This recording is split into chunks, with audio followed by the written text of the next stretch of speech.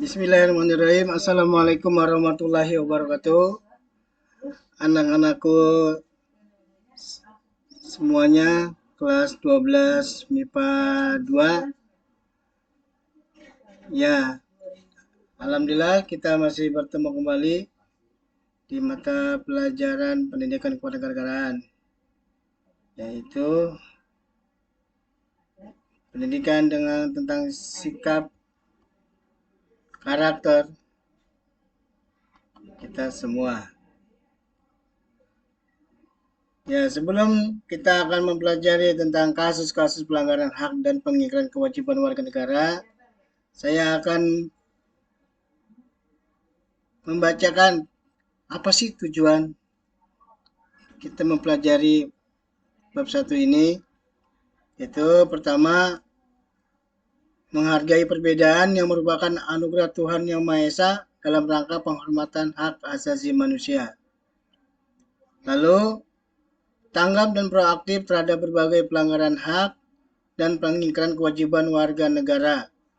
Yang ketiga, menganalisis nilai-nilai Pancasila terkait dengan kasus-kasus pelanggaran hak dan pengingkaran kewajiban. Yang terakhir, menyajikan hasil analisis nilai Pancasila terkait dengan kasus-kasus pelanggaran hak dan pengingkaran kewajiban warga negara. Ya, di sini kita akan melihat tentang gambar. Gambar apakah itu? Ya, berdasarkan analisa kita bersama, yaitu gambar beberapa pengemudi sepeda motor ya tidak berhenti di tempat yang seharusnya.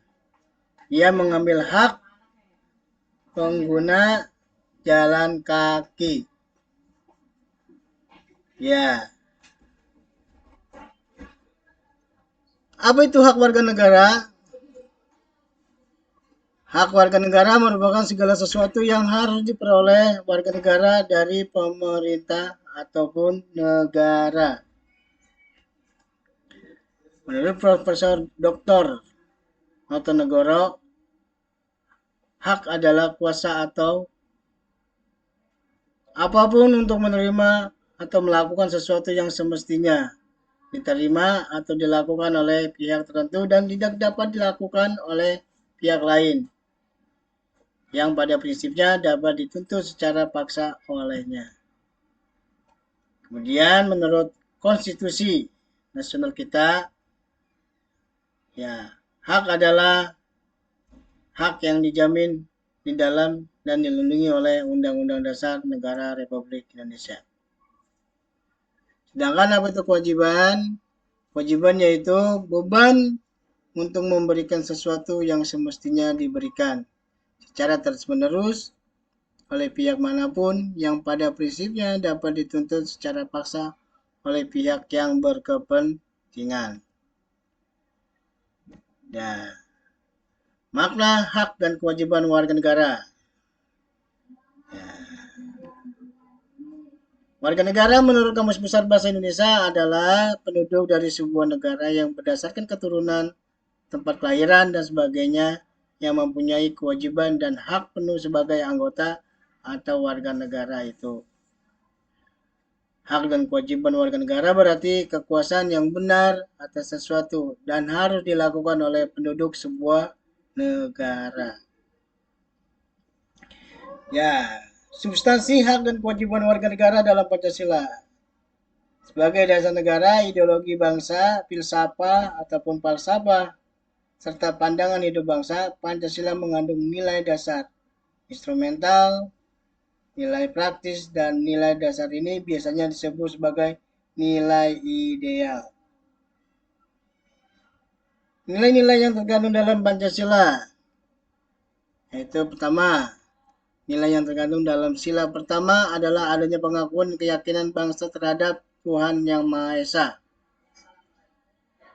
Nilai ketuhanan juga memiliki arti kebebasan untuk memeluk agama, menghormati kemerdekaan beragama, tidak memaksa atau berlaku diskriminatif antar umat beragama.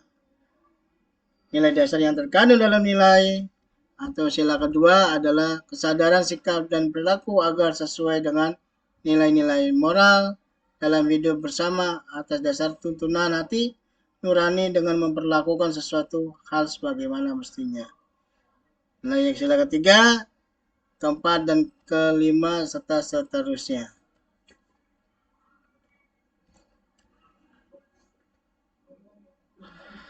Faktor-faktor yang menyebabkan terjadinya pelanggaran hak dan pengingkaran kewajiban. Pertama, yaitu sikap egois, kesadaran berbangsa dan bernegara yang rendah, tidak toleran, serta penyalahgunaan kekuasaan.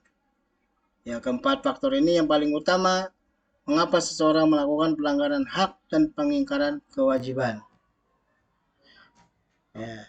Hingga saat ini masih banyak perilaku yang dianggap pelanggaran terhadap hak warga negara, baik yang dilakukan oleh negara maupun warga negara. Misalnya korupsi, pemberian upah buruh yang rendah, ya, etos kerja yang rendah terhadap suatu pekerjaan, dan tidak profesionalisme seseorang dalam bekerja.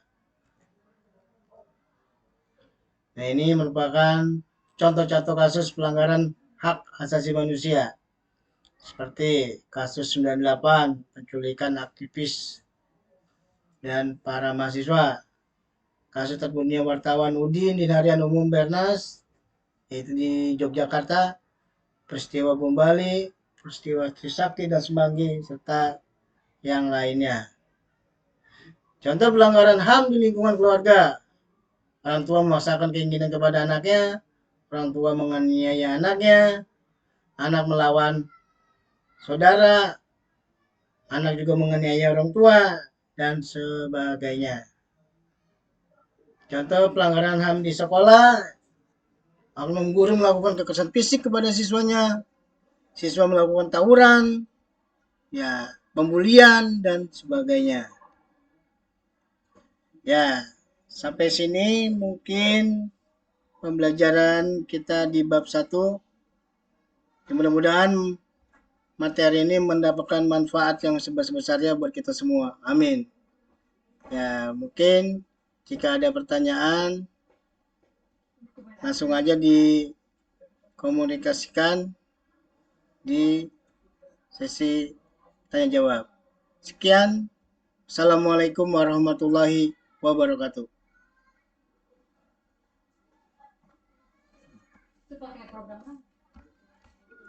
OBS namanya.